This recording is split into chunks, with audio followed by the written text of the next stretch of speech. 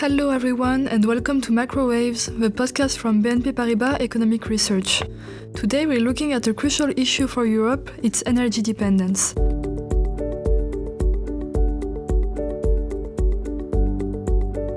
Our bill for fossil fuel imports has increased by over 22 billion euros. 44 days, 22 billion euros, not a single molecule of energy in addition. And this shows the enormous impact this crisis has on our economy. We have just heard Ursula von der Leyen speaking at the press conference on 13 April and express alarm at the additional cost to the European Union of the conflict in the Middle East. She put it at 22 billion euros, which is equivalent to the rise in the cost of hydrocarbon imports. This dependence on hydrocarbon imports highlights the European Union's lack of energy sovereignty. This concerns both the primary energy mix and the infrastructure required for its low-carbon transition. The EU is making progress, albeit slowly, too slowly some would say. To what extent is the EU dependent on imports?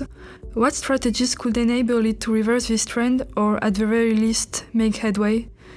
To discuss this, I am joined by Pascal Devaux, an energy economist at BNP Paribas Economic Research. Hello, Pascal. Hello. Pascal, could you give us an overview of the current situation? Could you provide some figures? Yes, let's start with the energy mix in Europe. There is the primary energy mix, which is the total energy needed to generate electricity, to fuel transport, to provide heating, run factories, and so on. It consists of 67% hydrocarbon, 23% renewable energy, and 10% nuclear power. The dependence on imports is high. Around 57% of the energy used in this mix, with large variation from one country to another. The level of dependence has been relatively stable for 20 years, but the breakdown in the energy mix has changed. Oil demand has declined by 1% per year on average, gas demand has remained almost stable, and coal demand has fallen by 8% per year since 2018.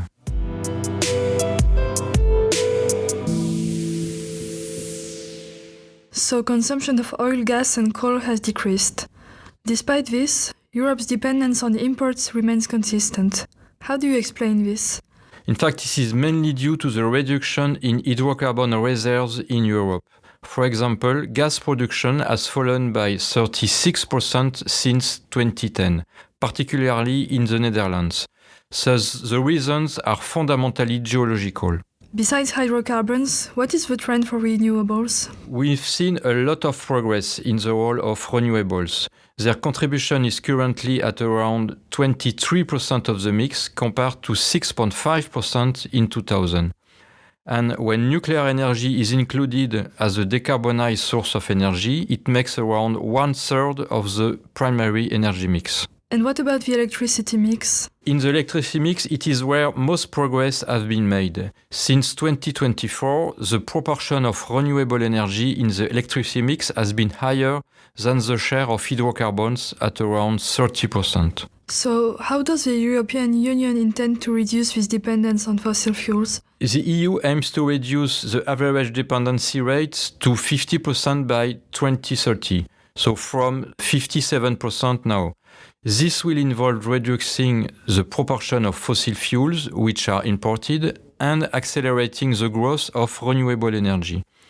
The objective is to reach 40% share of decarbonized energy in the primary energy mix by 2030. So the EU remains highly dependent on fossil fuel producing countries. Let's take the specific case of Russia.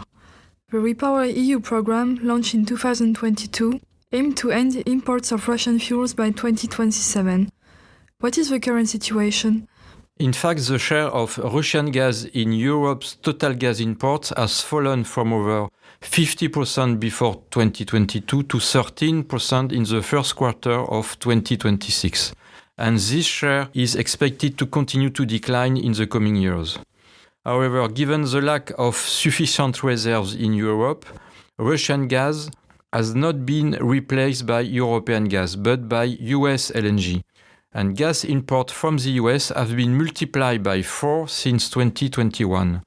and they currently account for 28% of the EU total gas imports. Given significant disruptions in energy supply linked to tensions in the Middle East, what are the prospects for European gas imports? Well, it is extremely difficult to make projections regarding Europe's supply sources. The LNG market is currently facing severe disruptions due to the conflict in the Middle East, notably with the destruction of significant production capacity in Qatar. And Qatar is the second largest LNG producer, with 20% of global capacity of production. We can think that the increase in production capacity in Qatar will be delayed, at least in the short term, which will increase Europe's dependence on the US.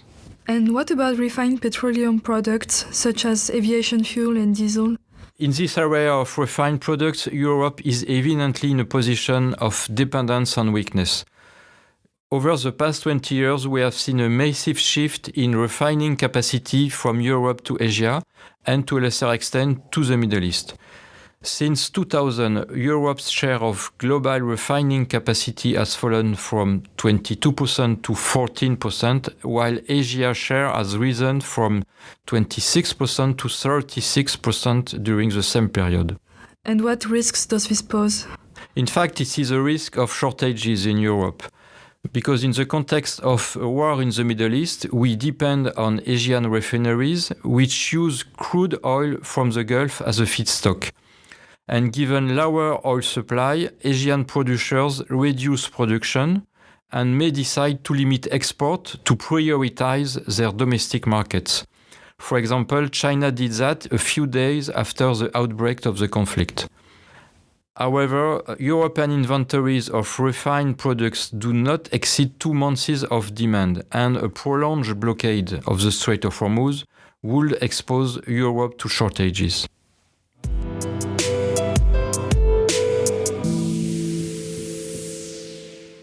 Now let's examine the clean tech value chain, or green technologies, which are essential to the low-carbon transition, Europe's other major objective. Is Europe more self-sufficient in this area? In the clean tech sector, the dependence on imports depends on the category of equipment, in fact. Europe has been a net exporter of wind equipment since 2000, accounting for 60% of global capacity of production, which is twice the capacity of production of the US, for example. But in other segments such as solar panels, batteries, and permanent magnets, and those permanent magnets are key components for wind power and electric vehicles, the dependence on China remains high. China accounts for over 3/4 of solar panel production capacity in the world and produces 93% of permanent magnets. Batteries seem to be a key element for the future of low-carbon transition. Could you give us some details about it? Yes, because large batteries facilitate electricity storage and therefore give flexibility to energy production from renewable sources. And China is dominant in this segment of stationary batteries. The European trade deficit in the sector of batteries increased by 45% in 2025 compared to 2024. This is huge, and it is not a positive trend, of course. These green technologies depend on critical materials such as copper, lithium, and rare earths. We can say that the issue of sovereignty applies to the entire value chain, including critical materials. Yes, and this is a major European vulnerability in the clean tech value chain. It is extremely difficult to reduce imports of critical materials in the short term, because only very few countries have the reserves and the capacity to refine them. Geographic concentration is high, as China accounts for 59% of the global extraction of rare earths and over 90% of their refining. We see the same Chinese dominance in the refining of graphite, lithium, and cobalt. What are the immediate impacts of geopolitical and geoeconomic tensions on access to these materials? In recent years, the escalation of geopolitical tensions and the introduction of protectionist measures by several countries have complicated access to critical materials. Between 2009 and 2023, global export restriction on raw materials increased by 5. And rare earths have a geopolitical dimension. Global demand continues to rise, and producers are using their dominant position to control the market. Pascal, can you tell us about the initiatives the EU has put in place in this area? Yes, with regard to critical materials, Europe has 2 programs implemented in 2023 and 2024, which are the Green Deal Industrial Plan and the Critical Raw Materials Act. Those programs aim to reduce Europe's vulnerability in the sectors of clean techs and critical materials. And more recently, the European Commission established a ResourceEU plan to secure the supply of critical materials. This plan includes targeted storage policy and international partnerships, notably with Canada, Kazakhstan, Greenland, Chile, and Namibia. In addition to those measures, around 50 strategic industrial projects have been identified related to extraction, processing, and recycling of critical materials. And these projects are scheduled for implementation by 2030 for an investment of 22.5 billion euros. These European initiatives are expected to increase capacity of production and diversify supply sources. However, they will only partially reduce dependence on imports.